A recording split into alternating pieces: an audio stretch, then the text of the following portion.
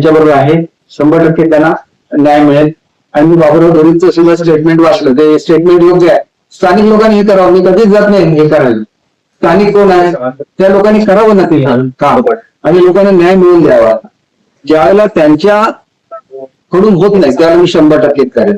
बघा, आकाश फिडिंगचा प्रश्न मी सोडवलेला होता, त्याला बंद केलं होतं, त्यांनी सगळे मशिनरी लावल्या.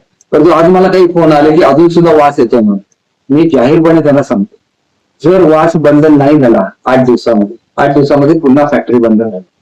मी माझ्या जनतेबरोबर असतो, जोपर्यंत शांत आहे तोपर्यंत शांत आहे. ज्या वेळेला ऍक्शन घ्यायचं ठरवतो त्यावेळेला मी पूर्णपणे ऍक्शन घेतो. त्यांनी ताबडतोब त्याच्यामध्ये बघावं, वास 8 ते 10 दिवसामध्ये पूर्णपणे बंद झाला पाहिजे, नाहीतर मला पुन्हा फॅक्टरी बंद. आणि ही फॅक्टरी सुद्धा मी सुरू करायला परवानगी दिली, कारण तिथे 200 मुलं काम करतात. आमची माझ्या मतदारसंघातली 200 मुलं तिथं काम करतात, म्हणून मी ती सुरू करण्याची परवानगी.